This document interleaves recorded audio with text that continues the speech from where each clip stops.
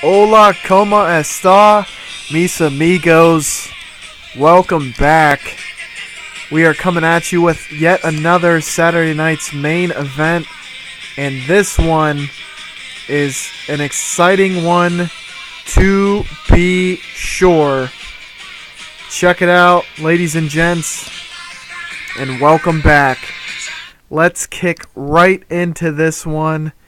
Hope you're excited. I know that I am, and let's get it going with the pre-show for Saturday night's main event, January the 1st, PPV of 1989.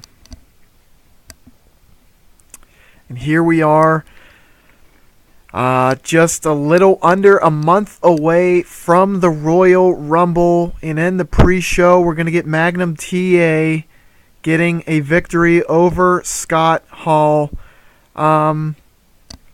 This is kind of just the introduction to Scott Hall on a larger stage. I'm sure I might have had him maybe once or twice at the most on some pre-show matches. Obviously here, not the best rating, but I really think he's loaded with potential and could easily be getting a shot. Right now, again, this roster is almost just so saturated with talent. It's kind of hard to find, spots, especially even for someone as talented as Magnum. So, as much as I hate to barely have him on the show, I thought, got to get him on. Let's put him on the pre-show and have a good dance partner for him as well. And they did very well, all things considered. It was a short match, but Magnum gets the win, trying to keep his momentum pretty steady for now, just so that, when there is an available spot, he can just be a plug-and-go type player.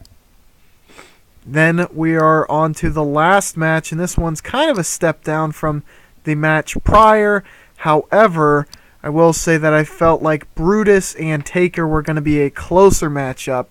And, for those of you who have played the game, you might agree with me on this. A lot of the times whenever you have two similar in-ring performances, sort of like, with the 66-61, if it were even closer, it often does jump up, much the way that it did here. It went the whole way to a 70, even despite the fact that no one's in-ring performance was at a 70. So, especially for me, when I can, especially on a pre-show match like this, you like to match pairings that are about at the same point in their development. Brutus had just recently turned face, and, moving forward, I think, possibly by the end of 89, 90, we will have maybe given him some more, substance. He really hasn't been in the mix super strong since the Dream Team lost the tag titles, and since then, both him and Greg Valentine have kind of been in mid-card hell, so to speak. So again, this was a great opportunity for him, and also this is an opportunity for Taker to get on the show in some form or fashion. Not the main card quite yet, but he needs some wins before we can truly establish him as a main player. And getting a win here over Brutus, who I feel like is in a good enough spot to put people like Taker over.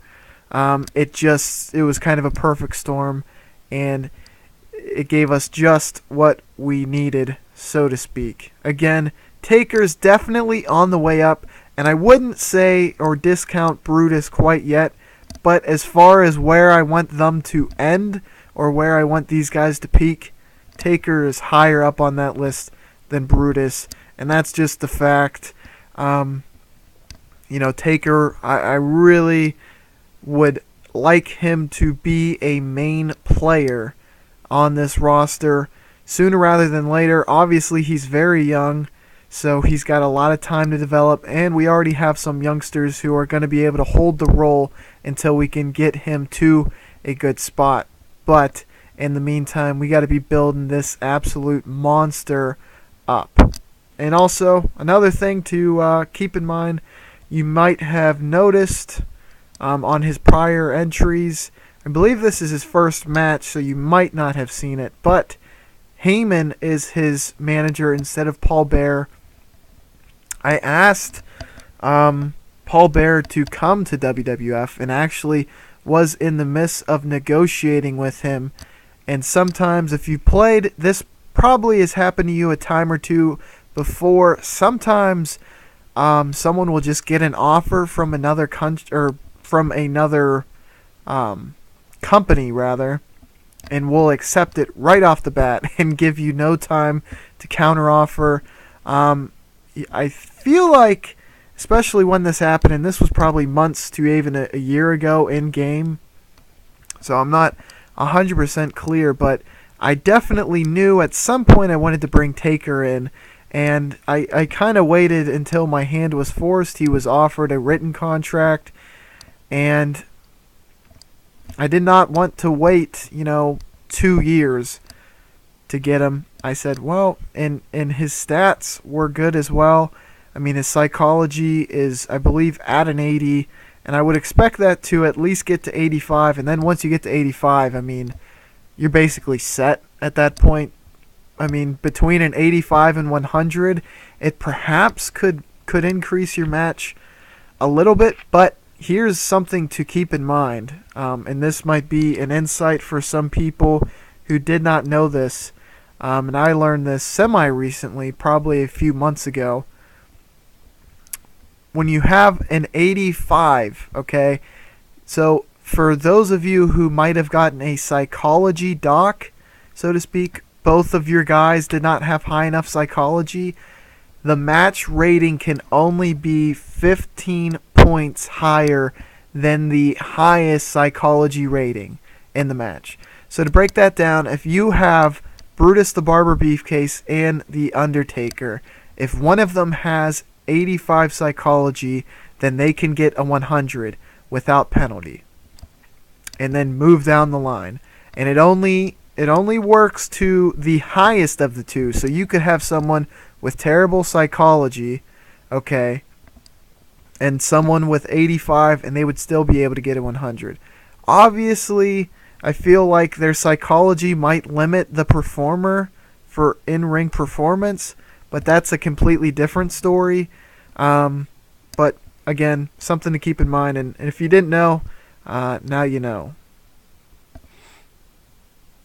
Then now we are on to the main card, and here we have the Blade Runners cutting a promo, and we don't get to see Sting and Warrior together very often. This perhaps might be their first or maybe even just second entry as a tag.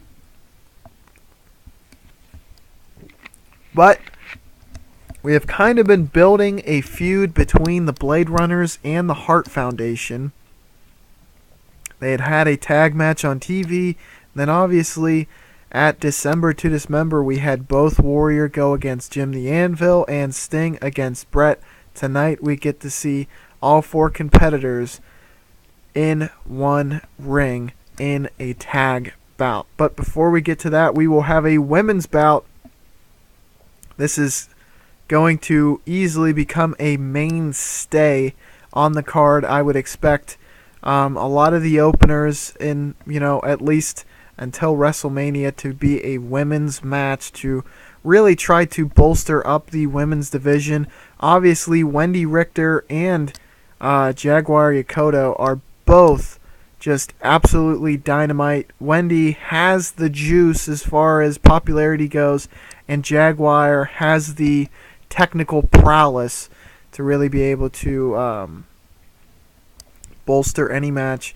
59, can't complain, and I feel like it kind of builds up both women to an extent to where we can use them both moving forward, despite the fact that Jaguar lost in this match. ultimately, both I think are going to be conduits or vehicles rather to really get players where they need to be moving forward. And that's not quite to say that their time has passed, but we have a very young roster that I'm going to be looking to utilize moving forward.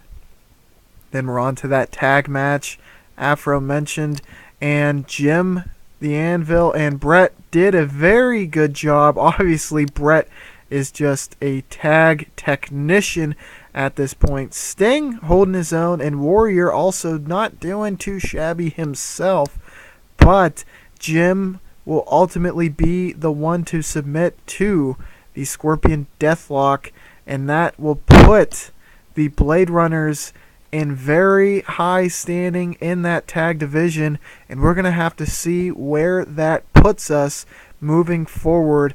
Definitely going to be some interesting, juicy storylines going into the Rumble. Then we have Flair cutting another promo. He has definitely been the standout surprise, just like entity in the WWF. We're not sure why he's here, but he's definitely made a large impact without a doubt, and now he is cutting a promo for his very first match on WWF turf. Not sure how long he'll be here. This could be his last, his last showing here on WWF pay-per-view, but if it's his last one, he certainly is going to promote and defend that NWA gold, and what a better competitor than Tito Santana. As far as matches goes, I felt like Tito, for one, definitely deserved a shot at Flair. They're both absolutely tremendous in ring, and I felt like this was almost kind of a promotion for Tito. He doesn't get a lot of title shots, and that's kind of my doing, but tonight he gets a shot with arguably the greatest of all time, and it's definitely strange seeing the NWA title make its debut on WWF pay-per-view. In a tremendous match without a shadow of a doubt, but Ric Flair, he makes him look great every time, doesn't he? And in defeat, Tito puts on a tremendous performance. 78 ring performance, definitely a drop from what we had come to expect from Tito. And I think if he would have been more on the level in which we had seen a few months ago, this match certainly would have easily broken the 90 rating, but an 89 will do it. Definitely a great debut by Flair, and it's going to be interesting to see what goes on moving forward, and this is definitely a historic moment to have that NWA heavyweight title shown on WWF TV, or pay-per-view rather. And then we go right into a Ricky the Dragon Steamboat match with Rick Rude. This one being an 84, a little bit disappointed in, but nonetheless, we kind of had Rude looking to bounce back after losing in that IC title match against Misawa. Steamboat, a former IC title holder, and kind of coming off a slight slide. They both saw each other as, reasonable opponents. They agreed to a match, and here we are. Steamboat gets some steam back by defeating Rick Rude. Rude is definitely coming along nicely. He's been mid 80s for quite a while here. Again, progressing nicely. And Steamboat, while he did slide slightly, I really think he can pretty easily rebound if we put the work in that we need to. So I think it puts both competitors right where they need to be. And really, my only complaint would be the fact that they had that in-ring performance and the rating kind of lagged behind. But, nonetheless, it accomplished what we wanted, and that was putting Rick Rude in a high-profile feud and getting Steamboat a victory.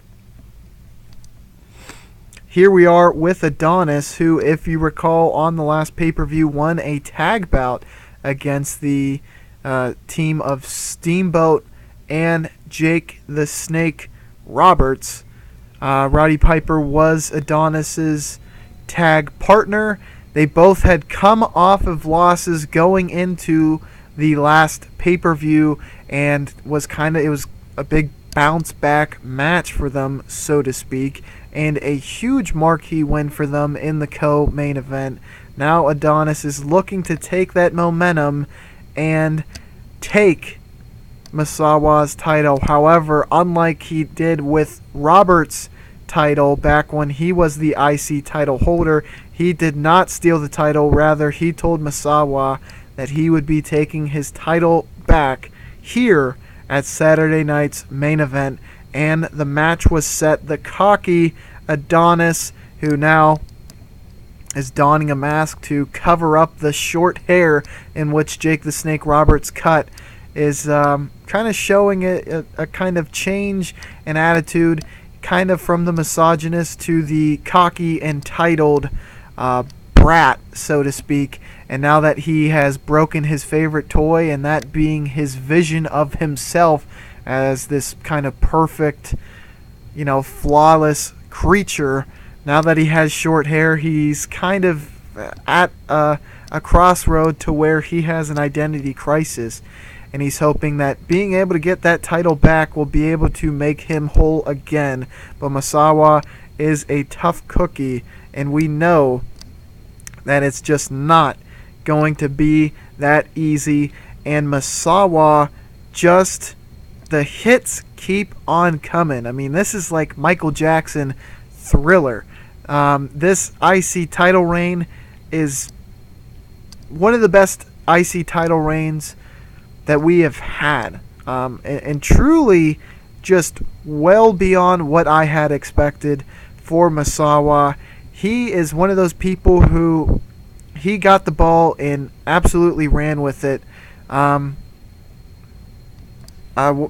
can I say? I mean, 96, tremendous bout. As I like to say about Adonis, as I often say about Adonis, he can really breathe life into a lot of feuds. He's one of those guys who can make nearly anything work. And, that's why I like to put him in these higher profile feuds, because he often does not disappoint. And I really think that Adonis really helped elevate Misawa's ever-elevating IC title reign. The trajectory for Misawa is just, the sky is the limit, without a doubt. Man, I can't put this over enough. Misawa is absolutely killing it, and I was definitely slightly skeptical when I put the title on him, but I mean, it's been months. It might be right around half a year since he got the title, I believe. Man, was it SummerSlam or Survivor Series? I'd have to take a look. But maybe a half a year at the absolute most is how long he's had this title. And yet, I mean, he really went from someone who was upper mid-card without a doubt to bona fide main eventer. And, man, this year, from this WrestleMania, from WrestleMania 4 to now, we're coming up on WrestleMania 5. Geez, oh man, a lot of players have gotten introduced in a big way and are making a huge impact. So that is absolutely awesome, and this match is truly indicative of that. Here we got Jake the Snake and Roddy Piper cutting promos on one another. Obviously, they had that tag title match on December to Dismember, which I mentioned earlier. Piper and Adonis came out the victors there. And here, well, on TV rather, leading up to this pay-per-view, Piper was gloating over the fact that he won, and Jake said, "Why don't you take me on mano a mano?" And the loser of this bout will have to go into the Royal Rumble at the number 1 spot. So it's kind of a nice caveat, I think, especially with the Royal Rumble looming. Both competitors will be in the Royal Rumble, I believe, donning a storyline change, a change of heart rather, or something to that extent, an injury. But the caveat of the loser having to go in number 1 definitely makes this match just a little bit more interesting, especially when you consider that these guys have all of the chemistry in the world. And Piper continues to stay very strong. We obviously saw him peak in that Survivor Series main event match against Piper, or rather Savage, with that 98 rating. But he is definitely one of the top heels we have in the company right now, without a doubt. And Roberts is showing that he is a top 3 face. And a great match. Roberts is going to be going in number 1 to the Royal Rumble. But hey, look on the bright side. At least he still has a chance. And we've seen people come from that 1 and 2 position and win, at least in real life. However, in my simulation, I'm fairly sure it probably hasn't happened, although Savage was the Iron Man when he won his Royal Rumble, so perhaps he did come from the number 1 position. Regardless, that'll be interesting to see what happens there, and also where Piper pops up in the Royal Rumble. Definitely something to keep an eye out for, in a heck of a match. Definitely a hard one to top, but this card absolutely popped here between that IC title match, and then Roberts and Piper looked to steal the show with that performance.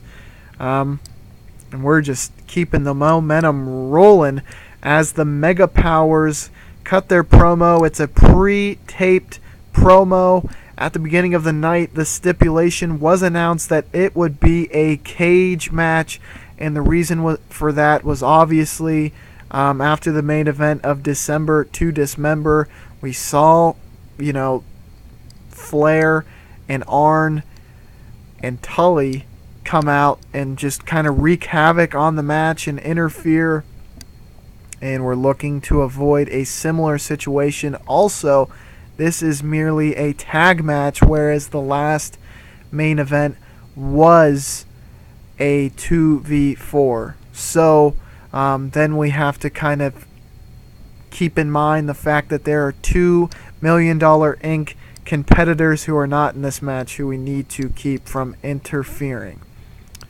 This is kind of just a grudge match, so to speak. The MegaPowers want their hands on, Ted DiBiase and Vader, who will be in the match. And also, DiBiase is looking at this as a way to soften up Savage for his title bout, as he has a title shot and has declared he will be using it at the Royal Rumble. So we already have our main event for the Rumble set. It'll be a rematch that we have seen time and time again. If you recall, the 86 King of the Ring came down to these two in this sim, and the WrestleMania 4 main event came down to these two. So we're going to see a conclusion to the trilogy at the Royal Rumble, and that is definitely an exciting prospect. And also on the line, since the World Heavyweight title is not on the line in this tag bout, the winner, for, regardless of who gets pinned and who pins who, if the MegaPowers are to win, then Hogan will receive the number 30 spot in the Royal Rumble, and if the $1 Million Inc. wins, then the organization as a whole will get that number 30 spot. So definitely an interesting caveat to add to this already spectacular main event. And let's see how it goes. A 95, no complaints here. An exceptional bout. Hulk Hogan defeats Vader via the Axe Bomber. Insert atomic leg drop, rather. Vader 89, DiBiase 94, Savage 96, Hogan 94. As you can see, we're keeping the momentum rolling. Obviously, I want to keep our figurehead and champion hot, and it also kind of puts doubt into the mind that the $1 Million Inc. is going to steal the title, much the way that DiBiase did when he began his first title reign. It kind of leads you to believe that perhaps Savage is truly the best and that it will not matter. However, we've seen DiBiase's dirty tricks, and we know that he is certainly capable of turning any situation on its head. I think that it just added a little bit of thought going into the Royal Rumble, especially with this big main event. Obviously, I think if you were to add doubt to Savage, that would have worked as well. But I also want to keep Savage and Hogan hot. And there are a lot of different reasons that go into that. But all things considered, like I said, I think we all know that $1 Million Inc. has a lot of players at their disposal. Even though Vader lost to Hogan, he could certainly insert himself in that main event that we will see at the Royal Rumble and completely change the match. All things considered, DiBiase, Savage is going to be a very exciting match. They're two of the top players right now, and Hogan will also be entering at number 30. So now, breaking kayfabe, you have to wonder, man, are we going to see another build to where Hogan will win the Royal Rumble for the second time in this sim, and then end up facing Randy Savage in the WrestleMania main event, much the way that we saw in real life at this very WrestleMania 5. Who knows, ladies and gentlemen? That option is always open. I think it is an exciting prospect, but who knows what's going to happen at Royal Rumble? It's one of the big four for a reason, and I would expect some fireworks to be on full display without a doubt. Definitely a lot of food for thought. So let's see what we got.